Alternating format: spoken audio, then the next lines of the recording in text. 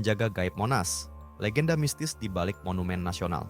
Monumen Nasional atau yang lebih dikenal dengan Monas berdiri tegak di jantung kota Jakarta sebagai simbol perjuangan dan kemerdekaan bangsa Indonesia. Setiap hari, ribuan orang datang untuk menikmati keindahannya, mengagumi kemegahan tugu setinggi 172 meter yang menjulang ke langit. Namun, di balik keindahan dan kebanggaan yang terpancar dari Monas, tersembunyi kisah mistis yang jarang diketahui oleh publik. Kisah tentang penjaga gaib yang konon bersemayam di dalamnya. Kisah ini bermula ketika Monas pertama kali dibangun pada tahun 1961. Para pekerja yang bertugas menggali fondasi seringkali mengalami kejadian-kejadian aneh.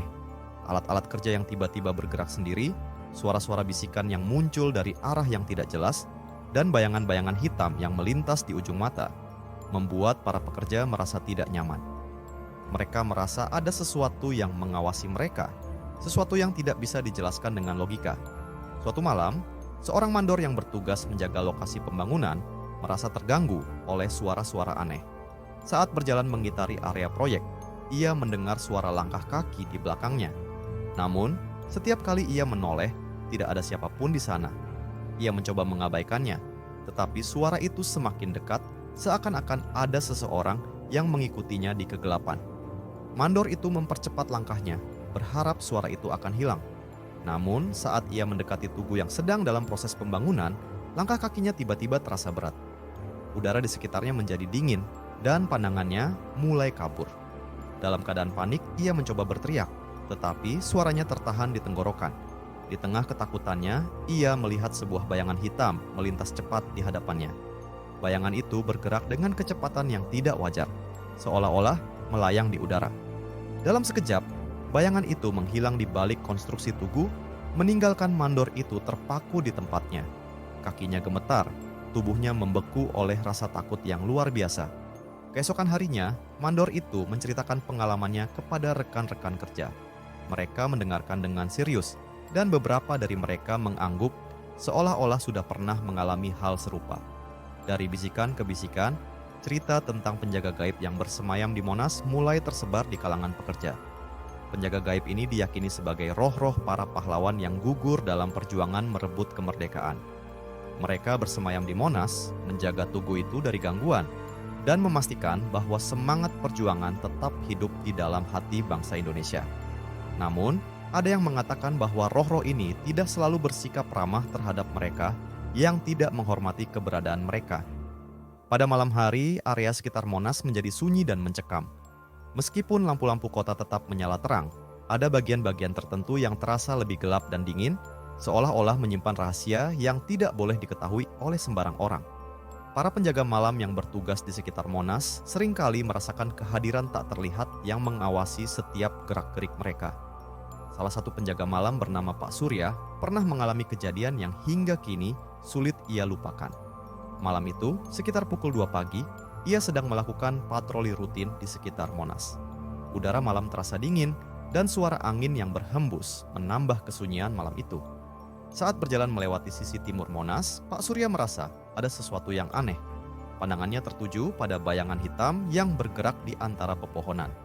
Pak Surya mendekati bayangan itu, tetapi semakin dekat ia melangkah, semakin kabur bayangan itu menjadi. Saat ia tiba di tempat di mana bayangan itu seharusnya berada, tidak ada apa-apa di sana. Hanya ada kegelapan yang pekat dan angin dingin yang menerpa wajahnya. Namun, tiba-tiba, ia merasakan kehadiran yang sangat kuat di belakangnya. Pak Surya berbalik perlahan, dan di sanalah ia melihatnya. Sosok hitam tinggi besar berdiri diam, hanya beberapa langkah dari tempatnya berdiri. Mata sosok itu merah menyala di kegelapan, menatap tajam ke arahnya. Pak Surya terkejut, tubuhnya kaku, tidak bisa bergerak. Sosok itu tidak bergerak, hanya menatapnya dalam diam, seolah-olah sedang menilai apakah ia layak berada di tempat itu atau tidak. Dalam kepanikan yang luar biasa, Pak Surya mengucapkan doa dalam hati. Sosok itu kemudian menghilang begitu saja, seolah-olah ditelan oleh kegelapan. Pak Surya terjatuh lemas, keringat dingin mengalir deras di tubuhnya. Ia sadar bahwa ia baru saja berhadapan dengan salah satu penjaga gaib Monas yang selama ini hanya menjadi cerita di kalangan pekerja. Setelah kejadian itu, Pak Surya meminta dipindahkan dari tugas jaga malam di Monas. Ia tidak ingin mengalami pertemuan yang sama untuk kedua kalinya. Namun, cerita tentang pengalaman mistisnya menjadi bahan pembicaraan di antara rekan-rekan kerja, memperkuat legenda tentang penjaga gaib yang bersemayam di Monas. Semakin lama, cerita tentang penjaga gaib di Monumen Nasional semakin sering terdengar, terutama di kalangan mereka yang bertugas di sana. Meskipun tak semua orang mengalami kejadian mistis, kesaksian mereka yang pernah berhadapan langsung dengan sosok misterius tersebut menjadi pengingat bahwa Monas bukanlah tempat biasa. Pak Surya, yang pernah mengalami pertemuan menakutkan dengan sosok hitam itu, kini sudah dipindahkan ke tugas siang hari. Meskipun begitu, ia tidak bisa melupakan kejadian malam itu. Setiap kali melihat Monas dari kejauhan, perasaan mencekam selalu muncul, mengingatkannya pada tatapan mata merah menyala yang menembus kegelapan. Suatu hari, seorang peneliti sejarah dari universitas ternama datang ke Monas untuk melakukan penelitian tentang peran Monas sebagai simbol perjuangan kemerdekaan. Mendengar cerita tentang penjaga gaib, ia merasa tertarik dan memutuskan untuk menyelidiki lebih jauh.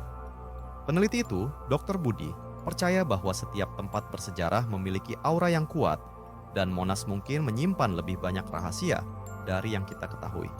Dr. Budi meminta izin untuk menginap di dalam kompleks Monas selama beberapa malam dengan alasan ingin mengamati suasana tempat itu saat malam tiba. Meski dengan sedikit ragu, pihak pengelola akhirnya mengizinkan. Dengan catatan ia harus ditemani oleh seorang penjaga malam. Pak Surya, meskipun enggan, ditugaskan untuk menemani Dr. Budi dalam penelitiannya. Malam pertama, mereka tidak menemukan apa-apa. Dr. Budi mencatat setiap detail kecil dari suara angin hingga gerakan bayangan, tetapi semuanya tampak normal. Namun, di malam kedua, suasana mulai berubah. Udara menjadi lebih dingin dari biasanya, dan Pak Surya mulai merasakan kegelisahan yang pernah ia rasakan sebelumnya. Ketika jam menunjukkan pukul 2 pagi, suara langkah kaki mulai terdengar di sekitar mereka, meskipun tidak ada siapapun di sana. Dr. Budi mencoba merasionalisasi suara itu sebagai binatang atau mungkin angin, tetapi Pak Surya tahu lebih baik. Ini dia, gumamnya pelan, matanya terus memandang ke arah tugu yang menjulang tinggi di hadapan mereka. Tiba-tiba, bayangan hitam itu muncul di depan mereka, lebih besar dan lebih jelas dari sebelumnya. Dr. Budi terdiam, terpaku oleh ketakutan dan rasa ingin tahu yang bercampur aduk. Sosok itu berdiri diam, hanya beberapa meter dari mereka, menatap dengan mata merah yang tampak membara. Dr. Budi mencoba mengucapkan sesuatu, tetapi suaranya tersangkut di tenggorokan. Pak Surya, dengan sisa keberanian yang ada, mencoba berbicara kepada sosok itu. Kami di sini tidak bermaksud mengganggu. Kami hanya ingin menghormati dan memahami keberadaanmu. Ucapannya terdengar lemah, tetapi tulus. Ia berharap, seperti dulu, sosok itu akan menghilang setelah mendengar niat baik mereka. Namun, sosok itu tidak bergerak. Sebaliknya, angin kencang tiba-tiba berhembus, membuat bayangan-bayangan di sekitar mereka menari liar. Suara bisikan mulai terdengar lagi, semakin keras dan semakin dekat. Perjuangan ini belum selesai. Suara itu datang dari segala arah, mengelilingi mereka. Dr. Budi akhirnya berhasil mengumpulkan keberaniannya untuk bertanya, "Apa yang kau inginkan? Apa yang harus kami lakukan?" Mata sosok itu menyala lebih terang, seolah-olah mendengar dan memahami pertanyaan tersebut. Namun, alih-alih menjawab, sosok itu perlahan-lahan memudar, menghilang bersama angin yang berhembus kencang. Dalam sekejap, keheningan kembali menyelimuti Monas, seolah-olah tidak pernah terjadi apa-apa. Dr. Budi dan Pak Surya berdiri dalam diam, tertegun oleh apa yang baru saja mereka alami. Meskipun sosok itu telah pergi, mereka berdua tahu bahwa pesan yang disampaikan sangat jelas. Semangat perjuangan yang diwakili oleh Monas masih hidup, dan akan terus hidup selama bangsa ini ada. Setelah kejadian itu, Dr. Budi menulis sebuah artikel tentang pengalamannya, mengaitkan peristiwa mistis yang dialaminya dengan sejarah panjang perjuangan Indonesia. Artikel itu menjadi viral di media sosial, menarik perhatian banyak orang, terutama mereka yang tertarik dengan kisah-kisah horor yang terkait dengan tempat-tempat bersejarah. Bagi para penjaga Monas, cerita tentang sosok gaib itu menjadi bagian tak terpisahkan dari tugas mereka. Mereka tahu bahwa Monas bukan hanya sekadar tugu peringatan, tetapi juga sebuah tempat yang dijaga oleh kekuatan-kekuatan tak terlihat.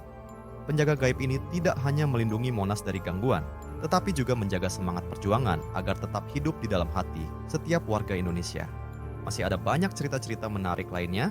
Gabung dengan channel Titik Teka-Teki. Subscribe sekarang dan tonton terus cerita horor misteri dengan teka-teki seru setiap hari.